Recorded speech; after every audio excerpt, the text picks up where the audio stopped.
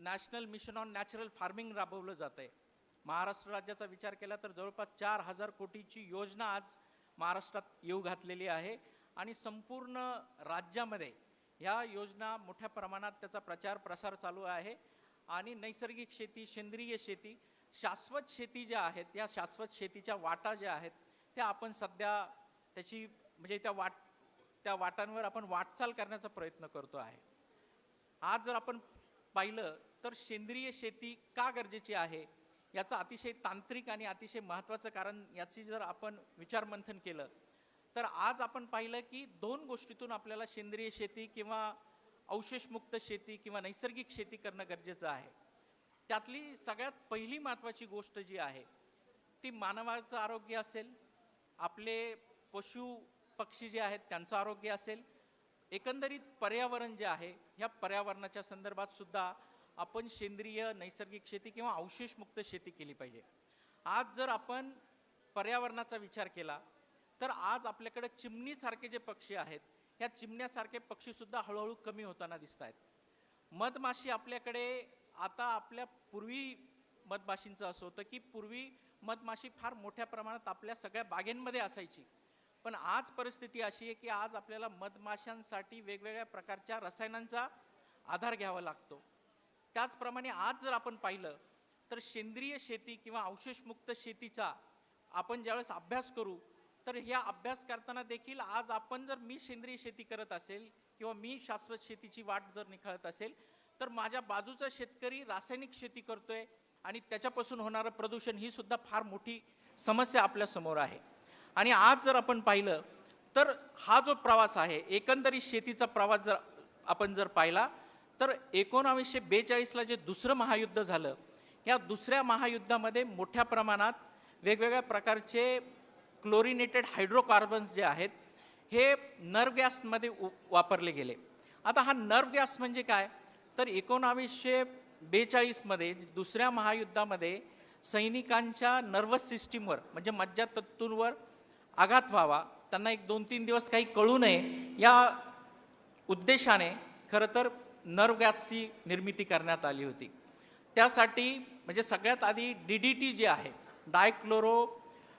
डायइथेन ट्रायक्लोरो ethane हा DDT जो आहे हा DDT मोठ्या प्रमाणात वापरला गेला आणि DDT ज्या पॉल मुलर यांनी शोधला त्यांना त्यासाठी नोबेल मिळालं. आता त्यावेळेस क्लोरिनेटेड हायड्रोकार्बनची ही गरज होती कारण वेगवेगळ्या गोष्टींमध्ये म्हणजे वेगवेगळ्या शस्त्रांमध्ये त्याचा वापर करायचा. परंतु युरोपमध्ये औद्योगिक क्रांती सुरू झाली आणि औद्योगिक क्रांती सुरू झाल्यानंतर त्या ठिकाणी जी शेती होती शेती प्रचंड मोठ्या प्रमाणात होती, शेतमजुरांची संख्या तिथे नेहमीच कमी असायची आणि मग त्याच्यावर पर्याय म्हणून क्लोरिनेटेड हायड्रोकार्बन आपल्याला वापरता येतील का याच्यावर मोठ्या प्रमाणात शास्त्रज्ञांनी शोध लावला आणि युरोपमध्ये साधारणतः 1950च्या दरम्यान ही रासायनिक शेतीला सुरुवात झाली. ही शेतीला ज्यावेळेस सुरुवात झाली त्यावेळेस वेगवेगळ्या प्रकारचे मतप्रवाह युरोपमध्ये देखील होते आणि सगळ्यात आधी जर आपण पाहिलं तर रचेल लुईस कार्सन नावाच्या या पर्यावरण शास्त्रज्ञ होत्या. त्यांनी द सायलेंट स्प्रिंग नावाचं एक पुस्तक लिहिलं होतं.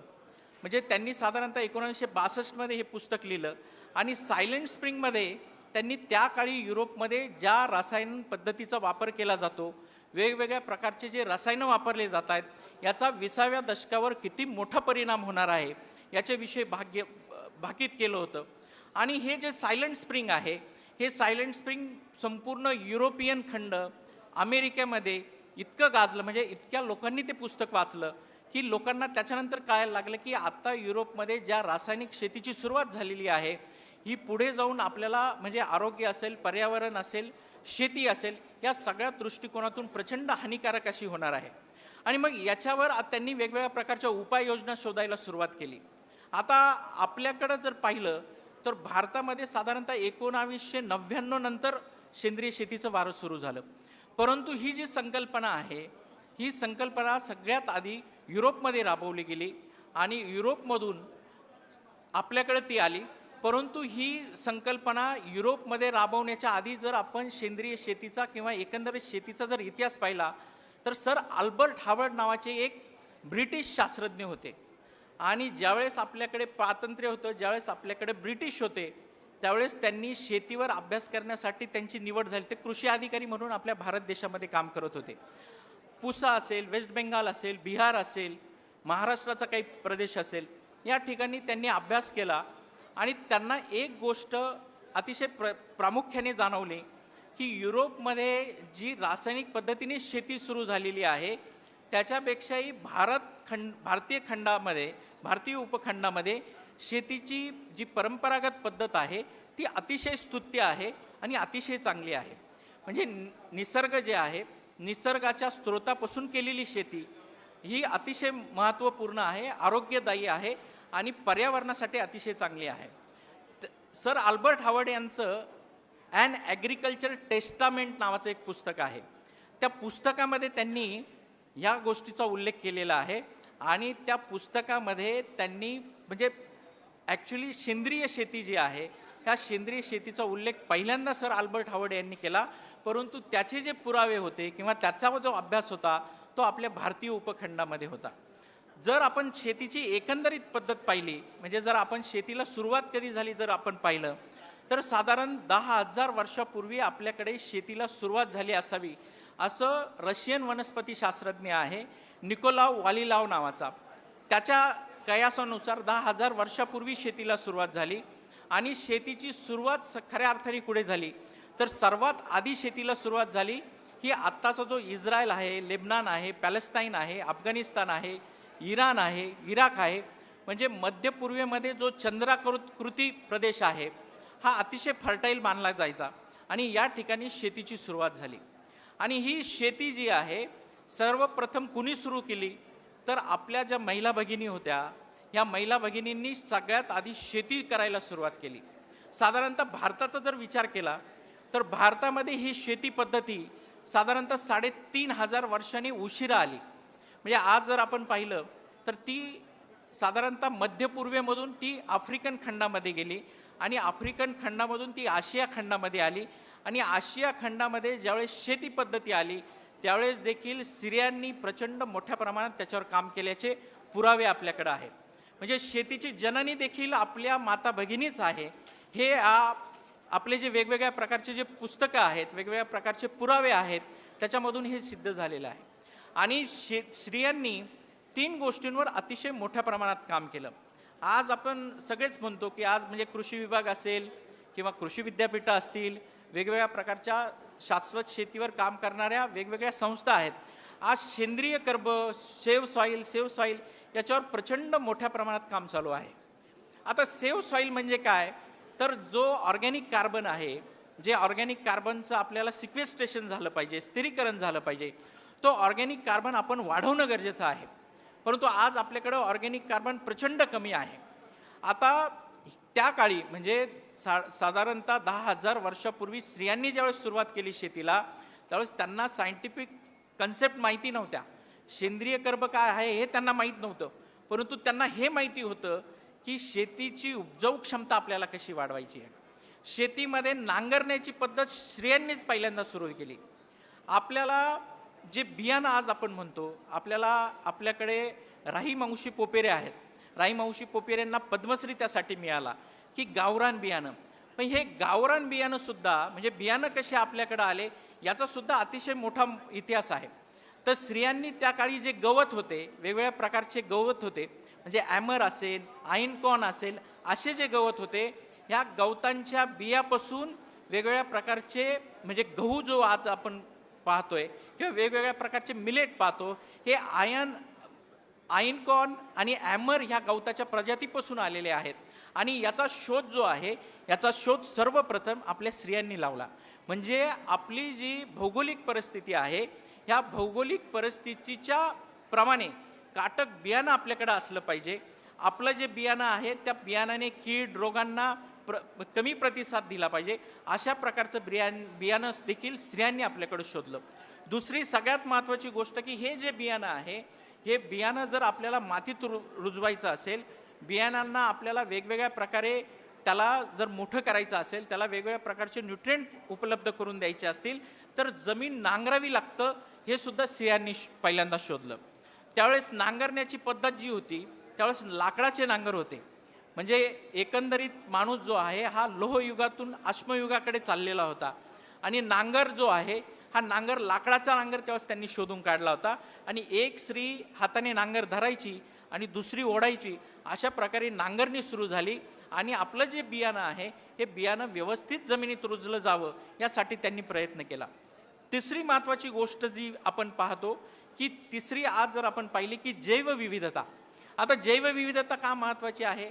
आज जर आपण पाहिलं तर सगळीकडे मोनोक्रॉपिंग आहे.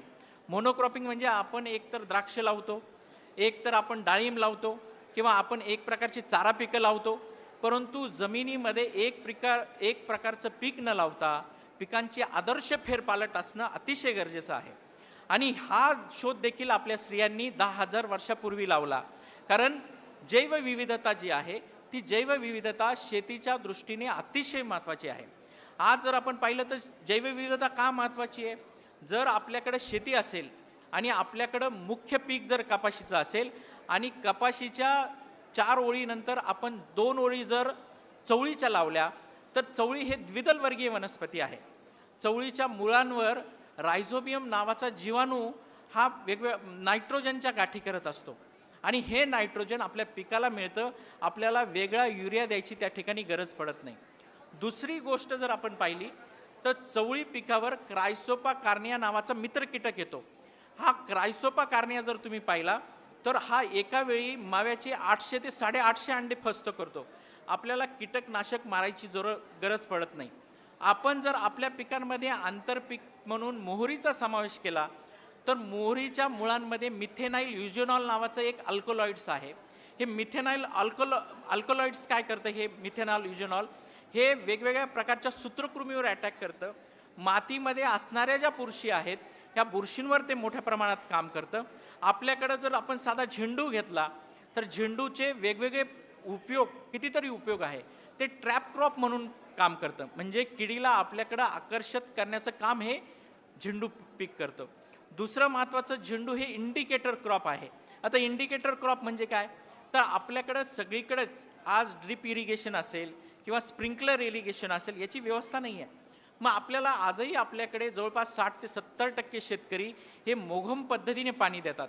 पण पाणी देताना जमिनीमध्ये वापसा असलं पाहिजे, ही सुद्धा अतिशय महत्त्वाची गरज आहे. मग ही वापसा कंडिशन म्हणजे नेमकी काय?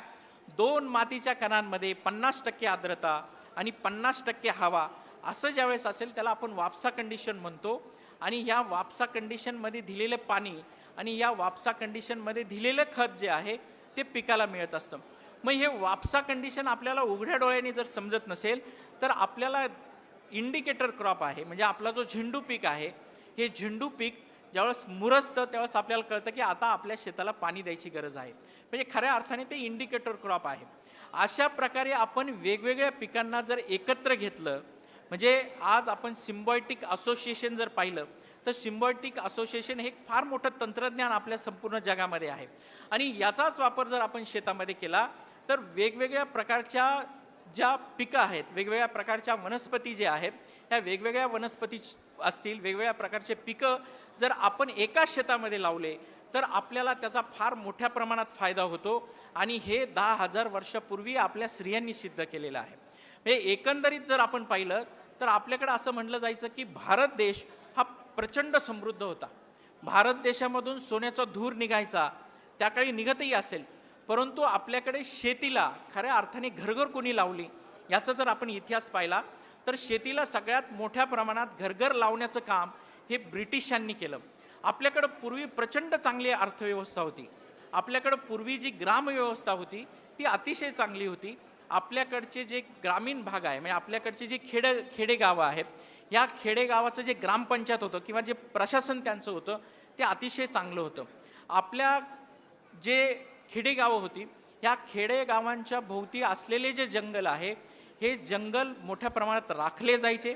दुसरी महत्त्वाची गोष्ट की ज्यावेळेस उन्हाळा यायचा त्यावेळेस आपल्याकडे वेगवेगळ्या प्रकारचे तलाव असतील, नद्या असतील, वेगवेगळ्या प्रकारचं म्हणजे डबकी असतील पाण्याची, तर याच्यामधला गाळ उन्हाळ्यामध्ये काढला जायचा आणि तो शेतांमध्ये टाकला जायचा. आणि या शेतांमध्ये कशासाठी टाकला जायचा? तर जी उपजाऊ क्षमता आहे मातीची ती उपजाऊ क्षमता वाढवली जायची. त्यानंतर आपल्याकडे जर शेतकऱ्याला 5 क्विंटल उत्पादन येत असेल तर 1 क्विंटल जे उत्पादन आहे हे 1 क्विंटलचं उत्पादन आपल्या प्रशासनाचं जे कोठार असायचं, हे कोठार अशा ठिकाणी असायचं की जिथं शत्रूचं जर आक्रमण झालं तर त्याला शोधता येणार नाही. हे कोठार याच्यासाठी होतं की जर संकट आली, म्हणजे आसमानी संकट आली, सुलतानी संकट आली, वेगवेगळ्या प्रकारचे दुष्काळ आले, खूप पाऊस पाणी झाला, तर मग अशा वेळेस आपल्या गावाचं स्वतंत्र एक कोठार व्यवस्थापन असावं की ज्याच्यामध्ये आपल्याला अन्नधान्य मिळालं पाहिजे. आणि दुसरी महत्त्वाची गोष्ट की आपल्याकडे पाणी देण्याची पद्धत किंवा एकंदर प्रशासन जे होतं किंवा शेतीची जी पद्धत होती ती अतिशय विकसित होती. आणि मी जे तुम्हाला सांगितलं त्याप्रमाणे शेती पुढं पुढं चालत आलेली होती.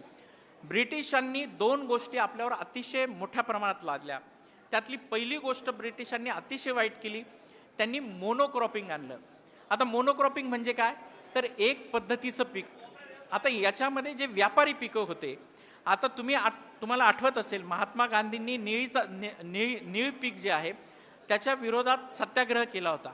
ब्रिटिशांनी 2 गोष्टी याच्यामधून आखल्या की व्यापारी पिकं जर आपण शेतकऱ्यांना लावायला भाग पाडली तर त्याच्यातून येणारा शेतसारा जो आहे हा प्रचंड मोठ्या प्रमाणात त्यांना मिळायचा.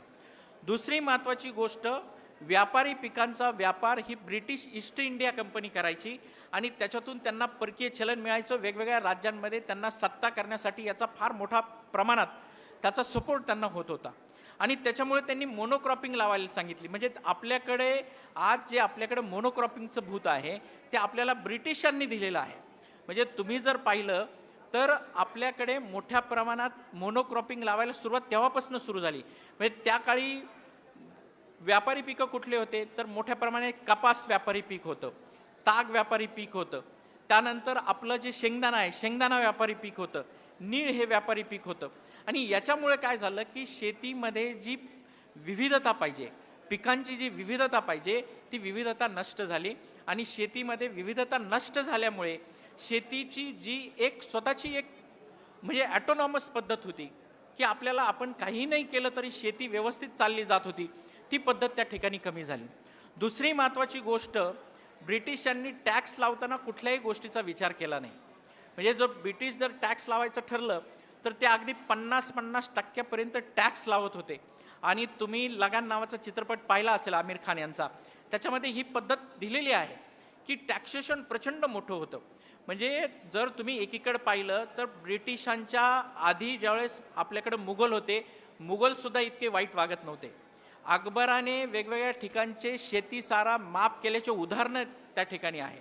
आणि त्याच्यानंतरचा इतिहास तुम्हाला जर माहिती असेल, म्हणजे मा जिजाऊ ज्यावेळेस गरोदर होत्या, छत्रपती शिवाजी महाराज ज्यावेळेस त्यांच्या उदरात होते, त्यावेळेस त्यांना ज्यावेळेस पुणे प्रांतामध्ये आणलं गेलं त्यावेळेस प्रचंड मोठा दुष्काळ हा पुणे प्रांतमध्ये होता. मा जिजाऊंनी शेतकऱ्यांना हत्यारं आणि बियाणं दिल्याचे दाखले आहेत. आणि पुढे छत्रपती शिवाजी महाराजांचा इतिहास तुम्हाला माहिती आहे. छत्रपती शिवाजी महाराजांनी सांगितलं होतं की भाजीच्या देठालाही हात लावता कामा नये. म्हणजे त्या काळी असं होतं की ज्यावेळेस वेगवेगळ्या प्रकारचं आसमानी म्हणजे सुलतानी संकट यायचं, वेगवेगळ्या प्रकारचे मुघलांचं आक्रमण व्हायचं, तर मुघलांचे घोडे असतील, हत्ती असेल, त्यांचं सैनिक असेल, उभ्या पिकामधून जायचं आणि प्रचंड मोठ्या प्रमाणात नुकसान करायचं. म्हणजे पिकं त्यांचे हत्ती खायचे, घोडे खायचे. दुसरं त्यांच्याकडचं धान्य जे आहे ते उचलून नेलं जायचं. परंतु छत्रपती शिवाजी महाराजांच्या काळामध्ये त्यांच्या एकाही म्हणजे सैनिकाला मुभा नव्हती की त्यांनी शेतामध्ये जायचं, त्याचा घोडा शेतामध्ये जाईल अशी त्यांनी हे केलं नव्हती. शेतकऱ्याच्या भाजीच्या देठालाही हात लावता कामा नये इतकी चांगली सिस्टीम ही महाराजांच्या काळात होती. एक जिन्सी पद्धत महाराजांनी सुरू केली, कर्ज देण्याची पद्धत महाराजांनी सुरू केली. हे सगळं असताना ब्रिटिशांनी मोठ्या प्रमाणात हे सुरू केलं की वेगवेगळ्या प्रकारचं म्हणजे एक तर मोनोक्रॉपिंग आणलं आणि दुसरी महत्त्वाची गोष्ट की त्यांनी टॅक्सेशन सुरू केलं. आणि ही गोष्ट जी आहे म्हणजे टॅक्सेशन आणि मोनोक्रॉपिंग याच्यामुळे आज आपण पाहिलं तर आपली शेती जी आहे ही प्रचंड मोठ्या प्रमाणात होरपळली गेली. आणि आजही आपण पाहतोय की आज आपल्याकडं मोनोक्रॉपिंग लावल्यामुळे जमिनीमध्ये आपल्याला पिकाला अन्न द्यावं लागतं, त्या अन्नाचं संचयन आपल्याला करावं लागतं. हे जितकं महत्त्वाचं आहे तितकं आपल्याला हे जे अन्नद्रव्य आहेत हे अन्नद्रव्य जर ॲटोनॉमस पद्धतीने जमिनीतून उपलब्ध झाले तर जमीन जी आहे ही जमीन आपली स्वयंपूर्ण होईल. जमिनीमध्ये एक प्रकारचं मोठ्या प्रमाणात सेंद्रिय कर्ब ज्याला आपण म्हणतो तो वाढेल. हे सुद्धा अतिशय महत्त्वाचं आहे. आज आपण सेंद्रिय शेती का करायची? आरोग्याच्या दृष्टिकोनातून मी तुम्हाला सांगितलं की प्रचंड मोठ्या प्रमाणात रसायनांचा दूरगामी परिणाम होतो आहे.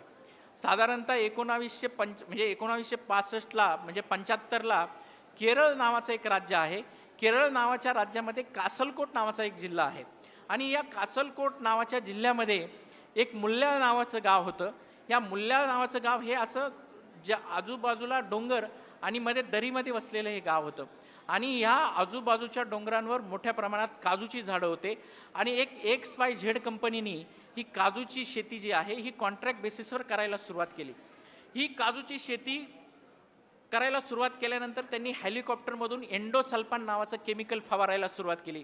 1975 ते 1996 असं अविरत पद्धतीने म्हणजे एंडोसल्फान त्या बागांवर फवारलं जात होतं आणि हे सगळं जे केमिकल आहे हे पाण्यामध्ये मिक्स व्हायचं, त्या काजूंच्या शेतीत पडायचं, मातीमध्ये पडायचं आणि दरीमध्ये जे गाव होतं त्या दरीमधल्या पाण्याचा जो स्रोत असलेले जे विहिरी होत्या, कूपनलिका होत्या, याच्यामध्ये हे एंडोसल्फान यायला सुरुवात झाली. डॉक्टर मोहन नावाचं एक शासकीय अधिकारी, ज्याला आपण मेडिकल ऑफिसर म्हणतो, ते त्या ठिकाणी ज्यावेळेस आले तर त्यांना असं दिसायला लागलं की वेगवेगळ्या प्रकारचे रोग इथे येत आहेत. जवळपास मृत्यूदर त्या गावातला 60% जाऊन पोचला. मग त्याच्यामध्ये सेलेबल पार्सी जो आहे, म्हणजे सेलेबल पार्सी म्हणजे काय की आज आपण अतिशय आनंदात सांगतो की आमच्या आजी 55 वर्षाच्या आहे, त्यांना आजही शुगर नाही आहे किंवा कुठल्याही प्रकारचं त्यांना BP नाही आहे. परंतु दुर्दैवाने आपल्या घरात जन्माला आलेलं नवीन मूल जे आहे हे मतिमंद आहे. याला आपण सेलेबल पार्सी म्हणतो. रसायनांचा मोठ्या प्रमाणात आघात हा स्त्रियांच्या गर्भाशयावर होत असतो आणि त्याच्यातून मुलं जे जन्मतात हे सेलेबल पार्सी ज्याला म्हणतो की मतिमंद मुलं जन्मतात. सेलेबल पार्सी असेल, वेगवेगळ्या प्रकारच्या नर्वस सिस्टीमचा आजार म्हणजे आपल्या मज्जातंतूंचा आजार, त्यानंतर आपल्या जी चयापचय संस्था आहेत त्याचे वेगवेगळ्या प्रकारचे आजार, त्याच्यानंतर आपले जे त्वचा आहेत त्वचाचे वेगवेगळे आजार, अशा वेगवेगळ्या प्रकारचे दुर्धर आजार त्या गावामध्ये दिसायला लागले. आणि त्याच्यानंतर नॅशनल ऑक्युपेशन हेल्थ इन्स्टिट्यूट नवी दिल्ली, कोइंबतूर ॲग्रिकल्चर युनिव्हर्सिटी या सगळ्यांनी त्याच्यावर रिसर्च केलं आणि त्याच्यातून एक पुढं सत्य आलं की हे सगळे परिणाम एंडोसल्फानमुळे होत आहेत आणि एंडोसल्फानवर प्रचंड मोठ्या प्रमाणात एंडोसल्फान बंद करण्याच्या दृष्टिकोनातून मोठ्या हालचाली झाल्या. आणि ही जी गोष्ट आहे ही गोष्ट त्यावेळेस संसदेमध्ये धडकली. म्हणजे 1999चा पिरियड होता. अटल बिहारी वाजपेयी त्यावेळेस देशाचे पंतप्रधान होते आणि ज्यावेळेस संसदेमध्ये हे प्रकरण गेलं त्यावेळेस अटल बिहारी वाजपेयींनी या गोष्टीचं गांभीर्य ओळखलं आणि त्यांनी असं हे केलं की आपल्या देशाचा सेंद्रिय शेतीचा कार्यक्रम, देशाचा national programme for organic production हा कार्यक्रम हा झालाच पाहिजे. हे त्यांनी अतिशय मोठं म्हणजे सक्ती केली ह्या कार्यक्रमाची आणि मग आपल्याकडं सेंद्रिय शेतीचा कार्यक्रम खऱ्या अर्थाने सुरू झाला. म्हणजे सांगायचं तात्पर्य असं आहे की जे रसायनं आहेत, कृषी रसायनं, याचा संबंध आपल्या डायरेक्ट आहाराशी आहे. मातीतून जातं, पाण्यातून जातं, आपण जो शेतकरी त्याच्यामध्ये काम करतोय त्याच्या नाकातोंडामध्ये जातंय. आपण PPE किट आपण अजूनही वापरत नाही. मला कधी दिसलं नाही की आपले शेतकरी PPE किट घालून ते स्प्रे करतायत. आपल्याकडे यवतमाळचं प्रकरण होतं. 28 शेतमजूर मोठ्या प्रमाणात म्हणजे जे विषारी औषधं आहेत त्याची बाधा होऊन एक्सपायर झालेली होती. म्हणजे एकीकडे जर आपण पाहिलं की हे जी रसायनं आहे ही रसायनं मोठ्या प्रमाणात आपल्या आरोग्यावर, पर्यावरणावर आणि जे प्राणीमात्र आहेत त्याच्यावर मोठ्या प्रमाणात आघात करतायत हे आणि आता हे शक्य झालं आहे. मेडिकल काउन्सिल जे आहे म्हणजे Indian council of medical research यांनी आता हे प्रूव्ह केलेलं आहे आणि त्याची एक आकडेवारी अशी आहे की आता जर आपण व्यवस्थित लक्ष दिलं नाही, आपण गुड ॲग्रिकल्चर प्रॅक्टिसेस जर आता केल्या नाही तर आता 100 मागे साधारणतः 10 लोकांना कर्करोग होता. आता हे प्रमाण जर आकडेवारी पाहिली इंडियन काउन्सिल मेडिकल रिसर्चची तर ही आकडेवारी आता 14 लोकांवर जाऊन पोहोचलेली आहे. 2025 त्यांनी असं सांगितलं की आता 14 लोकांना म्हणजे दर 100 मध्ये 14 लोकांना आता कर्करोगाचं प्रमाण हे आहे आणि याचं मुख्यत्वे कारण म्हणजे 70 ते 80% याला जबाबदार कृषी रसायनं आहे. कृषी रसायनं कशी जबाबदार आहेत तर कृषी रसायनांचा मुघम वापर जो आहे हा मुघम वापर याला जबाबदार आहे. आणि आज जर आपण पाहिलं तर पंजाबच्या ट्रेनबद्दल तुम्हाला सगळ्यांना माहिती असेल, बठिंडा टू बिकानेर ती चालते. बिकानेरला ती ट्रेन का जाते तर बिकानेरला टाटाचं मेमोरियल हॉस्पिटल आहे जे कर्करोगावर मोठ्या प्रमाणात काम करतं. आणि पंजाबला ज्यावेळेस पंजाब आणि हरियाणा जर आपण पाहिलं म्हणजे हरित क्रांती कुठून सुरुवात झाली तर पंजाब आणि हरियाणा राज्यामधून सुरुवात झाली आणि तिथं इतक्या बेफाम पद्धतीने युरिया असेल, वेगवेगळ्या प्रकारचे कीटकनाशकं त्या शेतकऱ्यांनी मारलेले आहे. आज आपल्याकडे जो पंजाब आहे, तुम्ही जर तुम्ही उडता पंजाब नावाची जर मूव्ही पाहिली असेल तर त्या मूव्हीलाही लाजवेल इतकी वाईट अवस्था पंजाब आणि हरियाणाची झालेली आहे. म्हणजे ड्रग्स तर मोठ्या प्रमाणात तिथं आहेच, परंतु शेतीच्या ज्या निविष्ठा आहेत त्या इतक्या मोठ्या प्रमाणात वापरल्या जातात, त्यामुळे शेतीची उपजाऊ क्षमता कमी झालेली आहे आणि कर्करोगाचं प्रमाण प्रचंड मोठ्या प्रमाणात आहे. आणि भटिंडा टू बिकानेर जी एक ट्रेन चालती, पूर्वी ती बुधवारी आणि शुक्रवारी चालायची. महाराष्ट्र ऑर्गॅनिक फार्मिंग फेडरेशनच्या वतीने 2014मध्ये मी 40 शेतकऱ्यांना घेऊन गेलो होतो. आम्ही त्या ट्रेनमधून प्रवास केलेला आहे आणि आता त्या ट्रेनचं नाव काही कॅन्सर ट्रेन नाही आहे, पण गिनीज वर्ल्ड रेकॉर्ड बुक जे आहे त्यांनी त्याला ते कॅन्सर ट्रेन नाव दिलं. ते का दिलं तर दर बुधवारी आणि शुक्रवारी ही जी ट्रेन चालायची, तर प्रत्येक वेळी नव्याने 100 लोक त्याच्यामध्ये असे असायचे की ज्यांना नव्याने कर्करोग लागण झालेला आहे. आपल्याकडं उजनी नावाचं धरण आहे, जे अहिल्यानगर असेल, पुणा असेल, सोलापूरला मोठ्या प्रमाणात पाणी प्रवाह करतं. तुम्ही जर ABP माझाची न्यूज ऐकत असाल तर ABPला मध्ये एक बातमी अशी होती की सावधान, जर तुम्ही उजनीचं पाणी पित असाल तर तुम्हाला कर्करोग होऊ शकतो. पुण्यामधून जाणाऱ्या ज्या मुळामुठा नद्या आहेत या म्हणजे गटारगंगा आहेत. आज सगळ्या प्रकारचं इंडस्ट्रीयल वेस्ट असेल, सिटी वेस्ट असेल, ह्या सगळ्या त्या नद्यांमध्ये जातं आणि हे सगळं सिटी वेस्ट किंवा वेगवेगळ्या प्रकारचं इंडस्ट्रीयल वेस्ट हे उजनीच्या धरणामध्ये जातं आणि याच्यामध्ये हेवी मेटल जे आहे म्हणजे कॅडमियम असेल, आर्सेनिक असेल, मर्क्युरी असेल, निकेल असेल, कोबाल्ट असेल, असे वेगवेगळ्या प्रकारचे जे हेवी मेटल्स आहेत, ह्या हेवी मेटल्समुळे मोठ्या प्रमाणात कर्करोगाची निर्माण होते. म्हणजे उजनीच्या काठेला आता भिगवण नावाचं एक गाव आहे, तिथं मासे मोठ्या प्रमाणात फेमस आहे. परंतु आता आमचे काही मित्र आहेत ते सांगतात की सर आपल्याला इथले मासे खायचे नाही, आपण शेततळ्यातला मासा खाऊ. उजनी धरण हे परदेशी म्हणजे पर्यटक जे पक्षी असतात त्यांच्यासाठी फेमस आहे, परंतु आता परदेशी पक्षी येणं सुद्धा कमी झालेलं आहे, कारण विषबाधेमुळे फारसे मासे जे आहेत ते तिथं आता दिसत नाही आणि त्या माशांमुळे मोठ्या प्रमाणात विषबाधा त्या ठिकाणी होते. म्हणजे परिस्थिती अतिशय गंभीर होत चाललेली आहे. आज तुमच्या नाशिकमध्ये जर पाहिलं तर किम्स मानवता नावाचं हॉस्पिटल आहे. मानवता आता 5 स्टार अम्युनिटीजमध्ये आहे. तुम्ही जर तिथल्या डॉक्टरांशी बोललात तर ते सांगतात की दरवर्षी साधारणतः 35,000 नव्याने कर्करोग झालेले रुग्ण जे आहेत ते त्या ठिकाणी ॲडमिट होतात. टाटा मेमोरियल हॉस्पिटल आहे मुंबईचं, त्या ठिकाणी दरवर्षी 45,000 लोक ॲडमिट होत आहेत. लोकांना ॲडमिट व्हायला जागा नाही आहे. अक्षरशः तिथल्या ओव्हरब्रिजच्या खाली त्यांचे नातेवाईक सलाईन घेऊन हातात उभे असतात आणि त्या ओव्हरब्रिज खाली पेशंट झोपतात.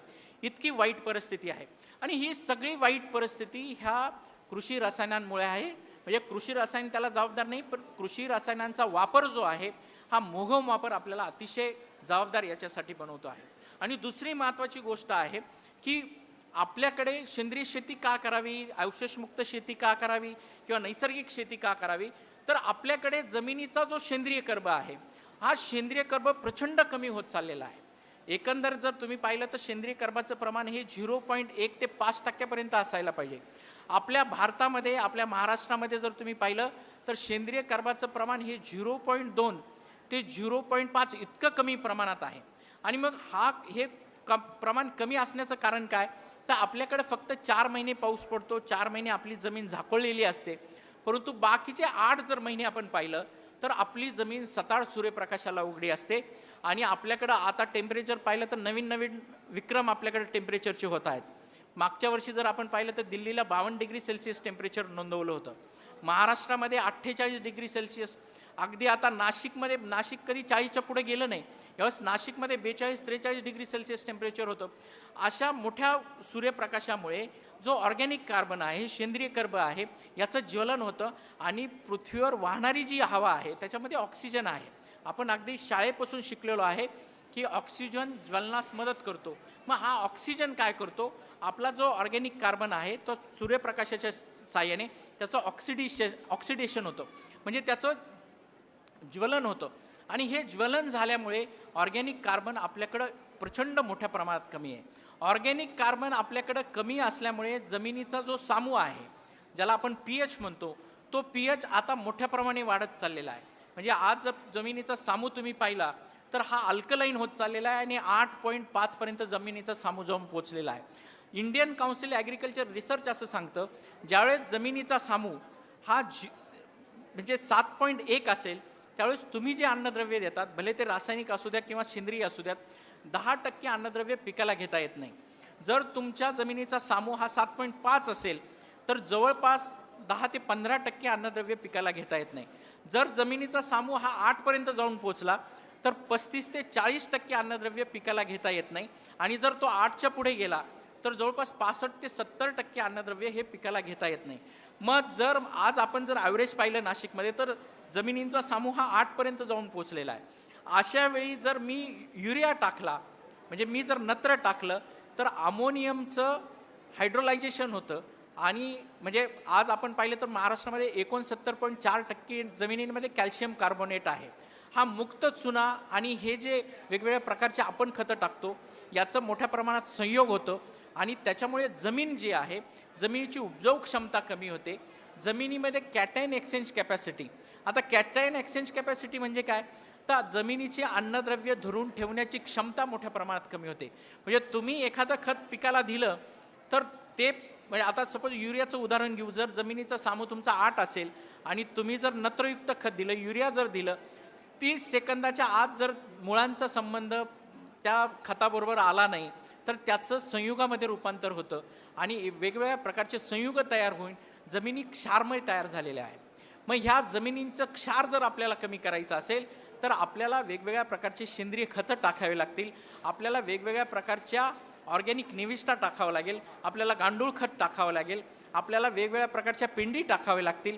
आणि असं वेगवेगळ्या प्रकारचे खतं जर आपण तयार केले, तर वेगवेगळ्या प्रकारचे खतं तयार केल्यानंतर आपल्या जमिनीचा जो ऑर्गॅनिक कार्बन आहे, तो ऑर्गॅनिक कार्बन आपल्याला 1% पोहोचवता येईल. आणि आज जर आपण पाहिलं तर भारतीय जे हवामान आहे, म्हणजे भारतीय उपखंडाचं जे हवामान आहे, या भारतीय उपखंडाच्या वातावरणाप्रमाणे जमिनीचा जो सामू आहे, हा किमान आपल्याला 6 ते 7 असणं गरजेचं आहे. 6 ते 7 जरी मेंटेन नाही झाला, तरी तो 6.5 ते 7.5 असणं गरजेचं आहे. आणि ऑर्गॅनिक कार्बन जो आहे, हा ऑर्गॅनिक कार्बन जमिनीचा साधारणतः 1% असणं गरजेचं आहे. आता जमिनीचा ऑर्गॅनिक कार्बन जर 1% असेल, तर एक प्रकारचं बायोलॉजिकल ट्रान्सम्युटेशन होतं.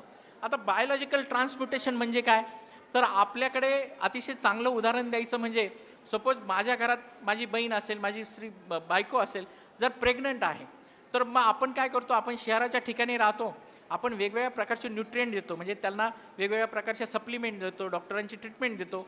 आणि तीच आपली एक माता भगिनी आदिवासी पाड्यावर राहते, तिला वेगवेगळ्या प्रकारची ट्रीटमेंट मिळत नाही, त्यांच्याकडं ना रस्ते असतात, ना वाहतुकीच्या काही सोयी असतात. परंतु ज्यावेळेस दोघींचेही बाळं होतात, त्यावेळेस दोघींच्या बाळाचं वजन 2 पाऊंड, म्हणजे दोघींच्याही बाळांचं वजन सारखं कसं, तर त्या नॅचरल हॅबिटॅटमध्ये ते ज्या काही गोष्टी खातात, मिलेट्स खात असतील, वेगवेगळ्या प्रकारचे कंद खात असतील, भाजीपाला खात असतील, तर त्यांच्या गर्भाशयासाठी लागणारे जे अन्नद्रव्य आहे, ते त्यांना नैसर्गिक पद्धतीने उपलब्ध झाले. तसंच जर जमिनीचा ऑर्गॅनिक कार्बन जर 1% गेला, तर आपल्याला पिकांना खतं द्यायची आवश्यकता नाही. जमिनीला ज्या ज्या गोष्टी, जमिनीमध्ये पिकं असतात, त्या पिकांना ज्या ज्या गोष्टी गरजेच्या आहेत, त्या गोष्टी त्यांना ॲटोमायझेशन पद्धतीने मिळतात. त्याला आपण बायोलॉजिकल ट्रान्सम्युटेशन असं म्हणतो. आणि याच्यावर अभ्यास करण्याची फार मोठी गरज आहे. आता वेगवेगळ्या प्रकारचे विद्यापीठं त्याच्यावर अभ्यास करत आहेत. आणि हे सगळं केल्यानंतर आपल्याकडे आपला जो ऑर्गॅनिक कार्बन आहे, तो ऑर्गॅनिक कार्बन जर आपण मोठ्या प्रमाणात वाढवत गेलो, तर जमिनीचा जो सामू आहे, हा सामू आपला उदासीन होईल. आणि जमिनीचा सामू जर उदासीन झाला, तर कॅटायन एक्सचेंज कॅपॅसिटी जी आहे, म्हणजे जमिनीमध्ये अन्नद्रव्य धरून ठेवण्याची जी क्षमता आहे, ती अन्नद्रव्य धरून ठेवण्याची क्षमता जमिनीची चांगली होईल. आणि जमिनीची अन्नद्रव्य धरून ठेवण्याची क्षमता जर तुम्ही चांगली केली, तर जमिनीची क्षारता कमी होईल. जमिनीची क्षारता कमी झाली, तर जे वेगवेगळ्या प्रकारचे अन्नद्रव्य आहे, नायट्रोजन असेल, फॉस्फरस असेल, पोटॅश असेल, इतर सूक्ष्म अन्नद्रव्य असतील, हे अन्नद्रव्य जमिनीला मिळायला सुरुवात होतील. म्हणजे आज दुर्दैव असं आहे की आज आपल्याला एकच माहिती आहे की नायट्रोजन, फॉस्फरस आणि पोटॅश हे मुख्य अन्नद्रव्य आहे. परंतु तुमच्या माहितीसाठी सांगतो, 2004 साली आता इंडियन काउन्सिल ॲग्रिकल्चर रिसर्चने सल्फर नावाचा जो मायक्रोन्यूट्रिएंट आहे, म्हणजे प्रथम जो आपला ज्याला आपण म्हणतो प्रायमरी न्यूट्रिएंट, तो आता मुख्य अन्नद्रव्यामध्ये आणून घातलेला आहे. कारण जमिनीमध्ये जे सूक्ष्म अन्नद्रव्य आहे, त्याची सुद्धा क्षमता प्रचंड कमी आहे. कारण आपल्याकडे ज्यावेळेस हरित क्रांती झाली तर हरित क्रांतीमध्ये आपण NPKवर फार फोकस केला, परंतु NPKचं सिंथेसिस होण्यासाठी, NPK झाडांना मिळून देण्यासाठी सूक्ष्म अन्नद्रव्यांची प्रचंड मोठी गरज आहे आणि ती गरज कमी झाल्यामुळे ह्या मोठ्या अन्नद्रव्यांचं सिंथेसिस होत नाही, त्याचं पिकांना जे लागू आपण म्हणतो ते लागू पडत नाही. त्याच्यामुळे आज जर आपण पाहिलं तर ही जी गरज आहे म्हणजे मानवी आरोग्याच्या दृष्टिकोनातून आणि एकंदरीत जमिनीच्या आरोग्याच्या दृष्टिकोनातून तर आपल्याला सेंद्रिय शेती का करायची हे यासाठी गरजेचं आहे. हे आज जर आपण पाहिलं तर वेगवेगळ्या पद्धतीची शेती, आता शाश्वत शेतीमध्ये वेगवेगळ्या पद्धती केल्या जातात, परंतु याच्यामध्ये जर आपण पाहिलं तर सगळ्यात पहिली शेती पद्धती कुठली महत्त्वाची आहे तर ती अवशेषमुक्त शेती पद्धती महत्त्वाची आहे. म्हणजे ज्याला आपण म्हणतो की आपण काही प्रमाणात रासायन, काही प्रमाणात सेंद्रिय, काही प्रमाणात आपण नैसर्गिक अशा निविष्ठा म्हणजे इंटिग्रेटेड ज्याला आपण म्हणतो की एकात्मिक पद्धतीची शेती पद्धती जी आहे ही शाश्वत शेतीची पहिली पायरी आहे असं म्हटल्यास वावगं ठरणार नाही. लगेच तुम्ही आता साधारणतः आपण जर पाहिलं म्हणजे इयत्ता पहिली ते इयत्ता 10वीचा जर विचार केला तर आपण सेंद्रिय शेती जर आपल्याला करायची असेल तर आपण डायरेक्ट इयत्ता 10वीमध्ये गेल्यासारखं आहे. म्हणजे आपल्याला आधी जर आपल्याला शेतीकडे म्हणजे शेतीमध्ये आपल्याला वेगवेगळ्या पद्धतीने जर शाश्वत शेतीमध्ये जायचं असेल, शेतीला आपल्याला एक प्रकारचं म्हणजे नैसर्गिक एकाग्रता शेतीमध्ये उपलब्ध करून द्यायची असेल तर आपल्याला आधी अवशेषमुक्त शेतीकडे जावं लागेल. अवशेषमुक्त शेतीमध्ये तुम्हाला काही प्रमाणात रसायनं वापरता येतात, काही प्रमाणात तुम्ही सेंद्रिय पदार्थ वापरू शकतात. अवशेषमुक्त शेतीमध्ये 2 गोष्टी महत्त्वाच्या आहेत. आता ह्या 2 गोष्टींमध्ये पहिली जी गोष्ट आहे की तुमच्याकडे कुठलंही chemical pesticide, chemical fungicide, chemical herbicide जर स्प्रे करायचं असेल तर तुम्हाला त्याचं PHI माहिती असणं गरजेचं आहे. आता PHI म्हणजे काय तर त्याला आपण प्री हार्वेस्ट इंडेक्स असं म्हणतो. आता प्री हार्वेस्ट इंडेक्स म्हणजे काय, सपोज क्लोरोपायरीफॉस मला मिरची पिकावर फवारायचं आहे आणि मिरची पिकावर जर ते फवारायचं असेल आणि मिरची पीक निघाल्यानंतर म्हणजे हार्वेस्ट केल्यानंतर त्याच्यामध्ये मला क्लोरोपायरीफॉस नको असेल, त्याचा घटक जर नको असेल तर त्याचा PHI म्हणजे त्याच्यामध्ये असं असतं की साधारणतः मिरची पीक निघण्याच्या पूर्वी 25 दिवस 30 दिवस PHI हा दिवसांमध्ये असतो. याचा अर्थ असा आहे जर त्याचा PHI हा 25 दिवस असेल तर मिरची पीक काढण्याच्या पूर्वी 25 दिवसाच्या आधी ते फवारलं गेलं पाहिजे, जेणेकरून मिरची पीक जर काढलं तर मिरची पिकामध्ये त्याचा अवशेष शिल्लक राहणार नाही. म्हणजे एका अर्थाने तो आपल्याला म्हणजे ती जे मिरची पीक आहे ते मिरची पीक आपल्याला अतिशय चांगल्या पद्धतीने खाता येईल, त्याचा कुठलाही दुष्परिणाम आपल्यावर होणार नाही. आणि दुसरी सगळ्यात महत्त्वाची कन्सेप्ट जी आहे अवशेषमुक्त शेतीमध्ये ती म्हणजे MRL आहे. ते आता जे द्राक्ष शेतकरी आहे त्यांना MRL माहिती आहे, मॅक्झिमम रिसिड्यू लिमिट. आता मॅक्झिमम रिसिड्यू लिमिट कसं ठरवलं जातं तर साधारणतः कुठल्या म्हणजे सपोज आपण कुठलंही एक पेस्टिसाइड घेतलं तर या पेस्टिसाइडच्या वेगवेगळ्या प्रकारच्या टेस्टिंग केल्या जातात. म्हणजे ते प्राण्यांवर त्याच्या टेस्टिंग केल्या जातात, मनुष्यावर टेस्टिंग केल्या जातात, लहान बाळं असतील, वयोवृद्ध माणसं असतील आणि प्रत्येक केमिकलचं सहनशीलता ठरवली जाते. म्हणजे किती प्रमाणात हे केमिकल गेलं तर ते मानवाला, पर्यावरणाला आणि प्राणीमात्रांना सहनशील आहे आणि मग ह्या सहनशीलनुसार त्याची MRL ठरवली जाते, ज्याला आपण मॅक्झिमम रेसिड्यू लिमिट असं म्हणतो. म्हणजे आपण जर एखादं केमिकल आपल्याला स्प्रे करायचं असेल तर ते केमिकल स्प्रे करताना त्याच्यावर जर 1 ग्रॅम पर लिटर लिहिलेलं असेल तर आपण ते केमिकल देताना त्याला 1 ग्रॅम पर लिटरच डोस दिला पाहिजे. जर आपण म्हटलं की नाही आपल्याला थोडं कमी होईल, आपण जास्त घेऊ, तर जर वरती आपण 0.5 जरी दिलं तरी ते 0.5 ग्रॅम जे आहे ते आपल्या पिकावर किंवा पिकाच्या आतमध्ये अवशेष म्हणून शिल्लक राहील आणि ते जे अवशेष म्हणून जर शिल्लक राहिलं तर आपल्याला त्याचा मोठ्या प्रमाणात वेगवेगळ्या प्रकारचा म्हणजे ते आपल्या खाण्यात आल्यानंतर वेगवेगळ्या प्रकारचे जे अवशेष आहे ते आपल्या शरीरात संचय होणार आहे आणि त्याच्यापासून वेगवेगळ्या प्रकारचे आजार आपल्याला होणार आहे. प्राणीमात्रांना ते घातक आहे, पर्यावरणाला घातक आहे. म्हणून MRL जो आहे म्हणजे PHI आणि MRL हा अतिशय महत्त्वाचा घटक याच्यामध्ये आहे.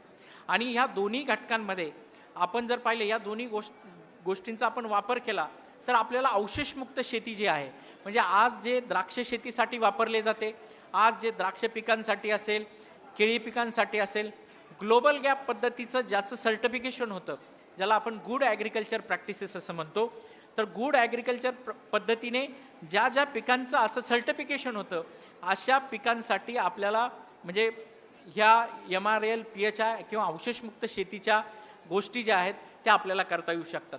प्रामुख्याने जे व्यापारी पिकं आहेत, ह्या व्यापारी पिकांसाठी ग्लोबल गॅप नावाची सर्टिफिकेशन सिस्टीम आहे की जी अवशेषमुक्त शेतीला सर्टिफाईड करते.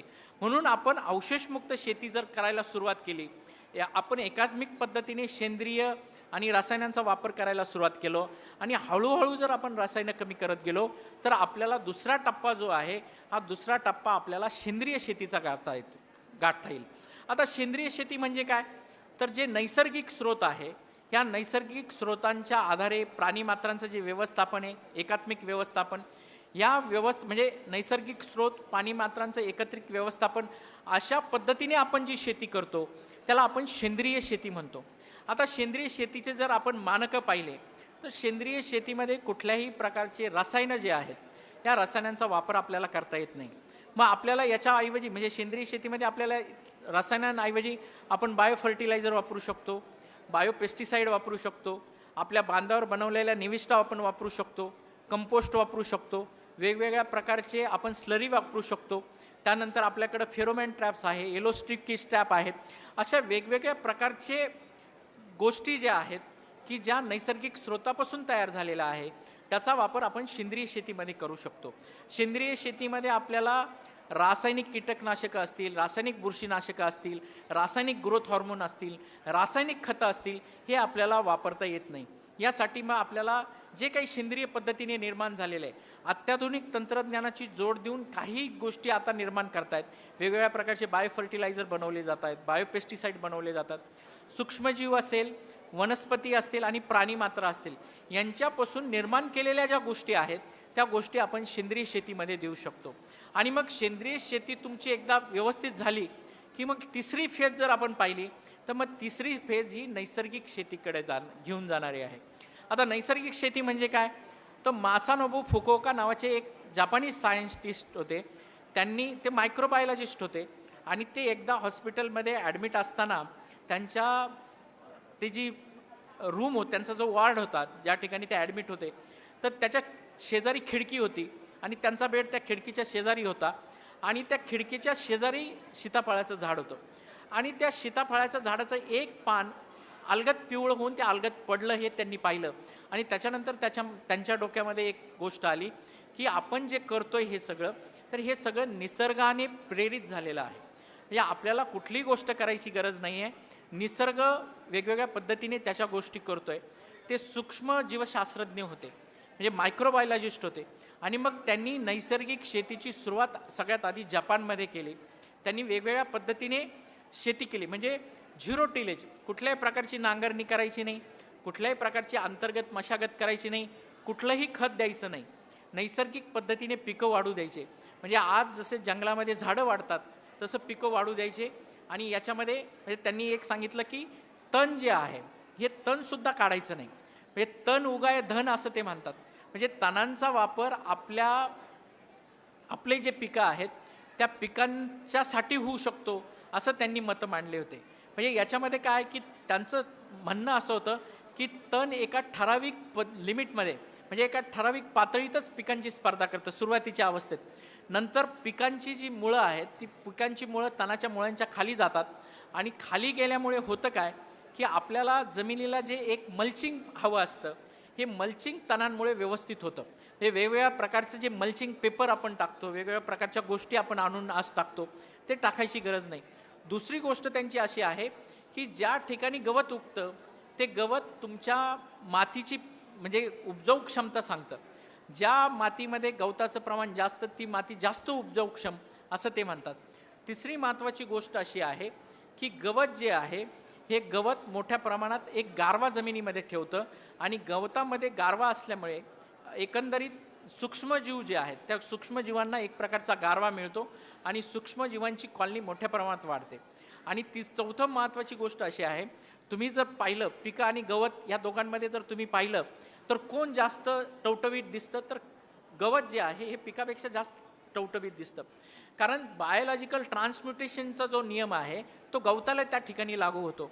आणि मग गवत काय करतं, गवत कुठल्याही ठिकाणी येतं कारण ते काय करतं की अविद्राव्य असलेले जे गोष्टी आहेत ते विद्राव्य करून स्वतःच्या पोषणासाठी वापरतं. त्याच्यामुळे गवतामध्ये सगळ्या प्रकारचे न्यूट्रिएंट्स असतात.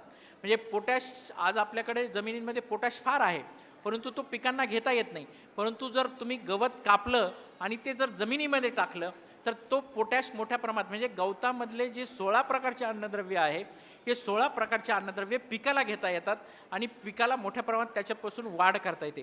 म्हणून गवताचा वापर जर आपण त्या पद्धतीने केला, गवताचा वापर जर आपण चांगल्या पद्धतीने करत गेलो तर मोठ्या प्रमाणात आपल्याला पिकांना त्याचा फायदा होतो. आणि रसायनांचा वापर करायचा नाही, ही महत्त्वाची गोष्ट जी आहे ही फुकुओकांना सांगितली. आणि फुकुओकांनी हा सगळा अभ्यास करताना ते आपल्या भारतामध्ये आले होते. भास्कर सावे नावाचे गुरुजी होते, जे गुजरात राज्यामध्ये, महाराष्ट्र आणि गुजरातच्या राज्याच्या जे बॉर्डर आहे तिथे एक गाव होतं, तर तिथं ते आले होते. आणि त्यांनी, म्हणजे आपले सावे गुरुजी आहे, सावे गुरुजींच्या शेतावर ते 4 ते 5 दिवस होते. सावे गुरुजी देखील नैसर्गिक शेती पद्धती करत होते. आणि सावे गुरुजींनी हे त्यावेळेस सांगितलेलं होतं की नैसर्गिक शेती पद्धती ही जे आपले पिकं आहेत त्या पिकांना लागू होणार नाही. ही फक्त जे आपले वृक्ष आहेत, म्हणजे बहुवार्षिक वृक्ष आहेत, म्हणजे आंबा असेल, चिकू असेल, पेरू असेल, यासाठी आपण करू शकतो. परंतु आपल्याला जर हंगामी पिकं घ्यायची असेल तर आपल्याला त्या ठिकाणी फार मोठ्या मर्यादा आहेत. आणि मग अशा इतक्या मर्यादा असल्यानंतर आपल्याला ती शेती पद्धती जी आहे ती आपल्याला लागू करता येणार नाही. परंतु आता मोठ्या प्रमाणात त्याचं फॅड वाढत चाललेलं आहे. परंतु काही का असेना, म्हणजे आपण म्हणतो ना की कुठल्याही कोणाच्याही काही कोंबड्याने आरवल्याने दिवस उजेडाना, पण दिवस उजाडणं गरजेचं आहे.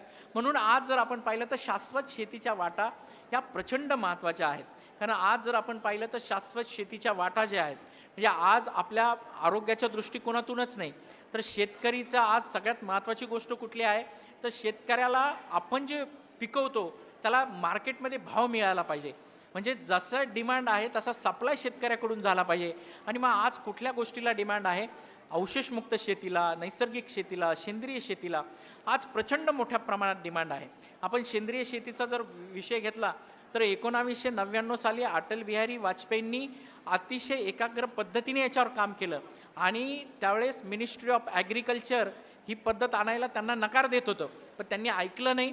त्यांनी सांगितलं मला माहीत नाही, सेंद्रिय शेतीचा राष्ट्रीय कार्यक्रम आपल्या देशाचा सुरू झालाच पाहिजे. आणि त्यांनी सेंद्रिय शेतीचा राष्ट्रीय कार्यक्रम आपला 1999ला घोषित केला. 2001 रोजी याचं मोठ्या प्रमाणात FTDR जी आहे, foreign trade development regulation act, त्याच्या अंतर्गत त्याची नोंदणी झाली. आता FTDR काय आहे, तर आपल्याला कुठलीही गोष्ट जर निर्यात करायची असेल, दुसऱ्या देशामध्ये जर ती पाठवायची असेल तर आपल्याला त्या गोष्टीचं FTDRच्या अंतर्गत नोंदणी करावी लागते. हा संपूर्ण कार्यक्रम जो आहे हा FTDR मध्ये नोंदवण्यात आला. आणि आज जर आपण पाहिलं, म्हणजे मागच्या वर्षी जर तुम्ही आकडेवारी पाहिली तर 3.6 दशलक्ष मेट्रिक टन इतकं ऑर्गॅनिक प्रोड्यूस जे आहे हे भारत देशाने निर्यात केलेलं आहे. आपलं म्हणजे सर्टिफाईड निर्यात जो प्रॉडक्ट आहे जवळपास 59 देशांना पाठवला जातो. आपला सेंद्रिय माल म्हणजे 100%पैकी 51% माल एकट्या अमेरिकेला जातो. म्हणजे इतक्या मोठ्या प्रमाणात आपल्याला परकीय चलन याच्यामुळे प्राप्त होतं आहे. आणि दिवसेंदिवस हे जे वारं आहे हे वारं आता वाहत चाललेलं आहे. आज शेतकरी, म्हणजे आज तरुण शेतकरी या ठिकाणी आहे. म्हणजे हा जो जय हिंद युवा चळवळीचा जो युवा सन्मान आहे, त्या युवा सन्मानाचा हे सुद्धा एक महत्त्वाची गोष्ट आहे. हे सुद्धा एक ध्येय आहे की जे युवा आज शेतीच्या वाटांकडे वळत आहेत त्यांचा सुद्धा सन्मान केला पाहिजे, त्यांना प्रोत्साहन दिलं पाहिजे. आणि याच्यामध्ये जे शाश्वत शेतीकडे आहेत त्यांना मोठ्या प्रमाणात पुढं आणलं जात आहे. आणि आज जे युवा शेतकरी आहेत, म्हणजे आज इंजिनियर ग्रॅज्युएट असतील, ॲग्रिकल्चर ग्रॅज्युएट असतील, IT इंजिनिअरिंग झालेले लोक आज शेतीकडे येत आहेत, वेगवेगळ्या प्रकारच्या शेती पद्धती करत आहेत, सेंद्रिय दुधाचे कंपन्या उघडत आहेत, वेगवेगळ्या पद्धतीने गोष्टी आज घडत आहेत. आणि त्यामुळे आज सेंद्रिय असेल, अवशेषमुक्त असेल, नैसर्गिक आहे, याला प्रचंड मोठ्या प्रमाणात गरज आज आपल्याला होते आहे.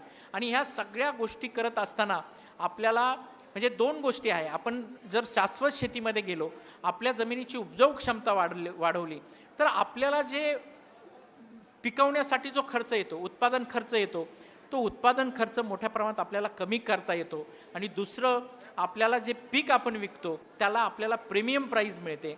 आणि प्रीमियम प्राईस जर आपल्याला मिळत असेल तर आपल्याला म्हणजे 2 गोष्टी याच्यातून साध्य होतात.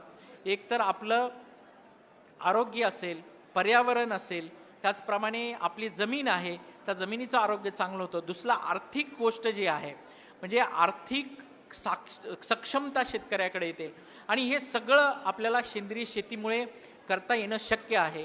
सेंद्रिय शेतीसाठी प्रमाणीकरण पद्धती आहेत. पूर्वी जी अटल बिहारी वाजपेयींच्या काळात आली ती national programme for organic production नावाची सर्टिफिकेशन सिस्टीम होती. याच्यामध्ये ॲपेडा ही सचिव संस्था आहे. ॲपेडाच्या अंतर्गत आज 38 प्रमाणीकरण संस्था आहेत ज्या आपल्या संपूर्ण देशामध्ये प्रमाणीकरणाचं काम करत आहेत. आणि त्यानंतर 2014 साली आपलं जे कृषी मंत्रालय आहे, म्हणजे कृषी आणि शेतकरी कल्याण मंत्रालय आहे, त्यांनी पार्टिसिपेटरी गॅरंटी सिस्टीम नावाची एक योजना आणली. याच्यामध्ये आज जर आपण पाहिलं तर आज जी नैसर्गिक शेतीचं मिशन राबवलं जातं आहे याच्यामध्ये पार्टिसिपेटरी गॅरंटी सिस्टीम आणलेली आहे. नमामि गंगे नावाची एक योजना शासनाने त्यावेळी आणली होती. त्याच्या अंतर्गत राष्ट्रीय शाश्वत कृषी अभियान आणलं आणि त्याच्या अंतर्गत परंपरागत कृषी विकास योजना सेंद्रिय शेती ही योजना आणली. आणि आज जर आपण पाहिलं तर जवळपास 25 लाख हेक्टर क्षेत्र हे सेंद्रिय किंवा नैसर्गिक शेतीखाली आणायचं टार्गेट हे महाराष्ट्र राज्याने ठेवलेलं आहे. आणि आज मोठ्या प्रमाणात वेगवेगळ्या शेतकऱ्यांचे गट त्या ठिकाणी केले जात आहेत. केंद्र सरकार फक्त निधी देत नाही आहे, तर केंद्र सरकार फार्मर प्रोड्युसर ऑर्गनायझेशनला प्रमोट करण्यासाठी काम करतं आहे. आज आपण ज्या प्रिमायसेसमध्ये बसलेलो आहोत ते आमचे मित्र आणि आज संपूर्ण भारत देशाचे मार्गदर्शक आज म्हणायला पाहिजे विलास शिंदे साहेबांची ही सह्याद्री फार्मर प्रोड्युसर कंपनी आहे. आणि आज अशा फार्मर प्रोड्युसर कंपन्यांची गरज आहे, तर केंद्र सरकार अशा फार्मर प्रोड्युसर कंपन्या म्हणजे 10 लाख फार्मर प्रोड्युसर कंपन्या संपूर्ण देशामध्ये उभारण्याचं उद्दिष्ट आहे. दुसरं, त्यांनी नैसर्गिक शेती सेंद्रिय शेती करणं अपेक्षित आहे. तिसरं, फक्त शेती करून थांबायचं नाही आहे, तर शेती करून त्याला प्रक्रिया उद्योग जो आहे त्याची जोड द्यायची आहे. आणि चौथी गोष्ट आता केंद्र सरकार करते, मॅग्नेट नावाचा प्रोजेक्ट आहे, स्मार्ट नावाचा प्रोजेक्ट आहे, की फार्मर प्रोड्युसर कंपन्या निर्माण करून ते जे उत्पादन जे येणार आहे ते उत्पादन विकण्यासाठी सुद्धा आता केंद्र सरकार काम करत आहे. तुम्ही जर अमूलच्या शॉपीमध्ये जात असाल आईस्क्रीम घ्यायला, तर अमूलने आता म्हणजे डाळ आणलेली आहे, तांदूळ आणलेला आहे, वेगवेगळ्या प्रकारचे मिलेट्स आणलेले आहे. आणि जर तुम्ही त्याच्यावर लोगो पाहिला तर इंडिया ऑर्गॅनिकचा लोगो आहे. 100% सर्टिफाईड अशा गोष्टी आता अमूल विकते. त्याचं कारण असं आहे की नॅशनल लेवलला एक फेडरेशन आता स्थापन करण्यात आलेलं आहे.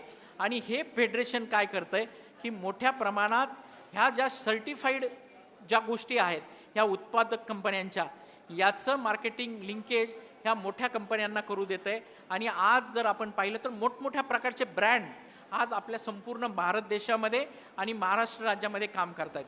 आणि आज जर आपण पाहिलं तर सेंद्रिय शेतीचं जे प्रमाणीकरण आहे, सेंद्रिय शेतीच्या जर आपण वेगवेगळ्या गोष्टी पाहिल्या तर वेगवेगळ्या गोष्टीचं आपण प्रमाणीकरण करू शकतो. आपण जी शेती करतो त्याचं आपण प्रमाणीकरण करू शकतो. दुसरं, आपण फक्त एकटा शेतकरी नाही, जर आपण गटाने एकत्र आलो, किमान 25 शेतकरी, जास्तीत जास्त 500 शेतकरी, याचं आपण प्रमाणीकरण करू शकतो. त्यानंतर कोणी शेतकरी जर गाया पाळत असेल आणि त्याला ऑर्गॅनिक मिल्क विकायचं असेल तर तो ऑर्गॅनिक मिल्क विकू शकतो. म्हणजे ॲनिमल हजबंड्री ज्याला आपण म्हणतो, म्हणजे याच्यामध्ये तुमचं पोल्ट्री येतं, तुमचं ॲनिमल हजबंड म्हणजे तुमचं गोपालन येतं, त्यानंतर इमू पालन येतं, अगदी तुमचं वेगवेगळ्या प्रकारचे जे पाळीव प्राणी आहेत ते तुम्ही ऑर्गॅनिक पद्धतीने पाळू शकतात आणि त्याची उत्पादनं जे आहेत ते तुम्ही ऑर्गॅनिक पद्धतीने विकू शकतात. याच्यामध्ये जर आपण तुम्ही पाहिलं म्हणजे ऑर्गॅनिक मिल्कची कन्सेप्ट जी अशी आहे की याच्यामध्ये तुम्ही जे दूध घेणार आहात याच्यामध्ये ऑक्झिटोसिनचा वापर तुम्हाला करायचा नाही आहे. ऑक्झिटोसिन वापरतो आपण दूध संपूर्णपणे निथाळावं म्हणून, ऑक्झिटोसिनचा वापर करायचा नाही आहे. दुसरी महत्त्वाची गोष्ट आहे की आपण जे अँटीबायोटिक्स जनावरांना देतो आहे, वेगवेगळ्या प्रकारचे अँटीबायोटिक्स देतो आहे, हे अँटीबायोटिक्स म्हणजे आज जर माझ्याकडे गाई असेल आणि मी माझा जो पशुवैद्यकीय अधिकारी आहे त्यांनी जर दुपारी 4 वाजता गाईला जर पेनिसिलिन टोचलं, अँटीबायोटिक्स आहे ते पेनिसिलिन जर अँटीबायोटिक टोचलं तर संध्याकाळी 6 वाजता माझं दूध डेअरीला असतं. पण पेनिसिलिनचा जर विड्रॉल पिरियड जर आपण पाहिला तर तो 18 तासाचा आहे. म्हणजे 18 तास पेनिसिलिन दिल्यानंतर 18 तासापर्यंतचं दूध हे वापरात आणता कामा नये, ते विड्रॉल केलं पाहिजे. तर ऑर्गॅनिक सर्टिफिकेशन स्टँडर्ड जे आहे ॲनिमल हजबंडरीचं ते हेच सांगतं की तुम्ही जे अँटीबायोटिक्स देत आहेत तर त्याचा विड्रॉल पिरियड तुम्ही पाळा. ग्रोथ हॉर्मोन द्यायला याच्यामध्ये बॅन केलेलं आहे. म्हणजे जसं आपल्याला शुद्ध हवा, शुद्ध पाणी, त्यानंतर आपला सकस आहार असा जो पाहिजे तो देण्यासाठी स्टँडर्ड आपल्याला उद्युक्त करतं. दुसरी महत्त्वाची गोष्ट की जे आपण जनावरांचे गोठे करतो ते गोठे स्वच्छ असले पाहिजे. कारण जर जनावरांचे गोठे सतत ओले राहिले तर वेगवेगळ्या प्रकारचं मायकोटॉक्सिन त्या ठिकाणी येतं आणि जर तुम्ही जनावरांना चारा अशा ठिकाणी टाकला तर अफ्लाटॉक्सिन नावाचं जे फंगस आहे ते वैरणीला वगैरे लागतं आणि अल्फाटॉक्सिन जर दुधामध्ये आलं तर आपल्याला ते दूध जे आहे ते विषारी असं मिळतं. ठीक आहे. आयोजकांनी आत्ताच एक सूचना दिलेली आहे की आजच्या कार्यक्रमाचे जे प्रमुख पाहुणे आहेत मंत्री महोदय त्यांचं आगमन झालेलं आहे. 5 मिनिटामध्ये हे सगळी मान्यवर आपल्या सभागृहात येत आहेत. आपण सगळ्यांनी जे आजूबाजूला फिरतायत किंवा कुठं कॅन्टीनला कोणी गेलेलं आहे आपण सर्वांनी आपण हॉलमध्ये यायचं आहे, आपण बसवायचं आहे. कार्यक्रमाला एक 5च मिनिटामध्ये सुरुवात होत आहे आणि अशा पद्धतीने आपण जर पाहिलं मी जे तुम्हाला सांगितलं की अशा पद्धतीने आपल्याला सेंद्रिय अवशेषमुक्त आणि शाश्वत शेतीच्या वाटा आपल्याला जोखांता येतील. जाताना फक्त एक छोटं उदाहरण देतो तोपर्यंत प्रमुख पाहुणे येत आहेत. साधारणतः आज जर आपण पाहिलं तर 18व्या दशकामध्ये एक लमार्क नावाचा शास्त्रज्ञ होता. त्यांनी लॉ ऑफ इनहेरिटन्स सांगितला. आता लॉ ऑफ इनहेरिटन्स म्हणजे काय तर लमार्क असं म्हणतो की पूर्वी पृथ्वीवर फार मोठ्या प्रमाणात मोठमोठे असे पशुपक्षी होते. त्यांना शिंग होती, त्यांची नख्या होते. मानवाला कदाचित शिंग असतील, त्याच्या हातापायाला नख्या मोठ्या असतील, परंतु म्हणजे काही काळानंतर ह्या सगळ्या गोष्टी गळून गेल्या. ज्या ज्या गोष्टींचा वापर मानवाने केला नाही, पशुपक्ष्यांनी केला नाही, त्या गळून गेल्या. म्हणजे आज आपण मानव पाहिलं तर आपली केस वगैरे काही राहिलेली नाही. पुढे 18व्या दशकामध्ये स्ट्रगल फॉर एक्झिस्टन्स सांगितला डार्विन्सने.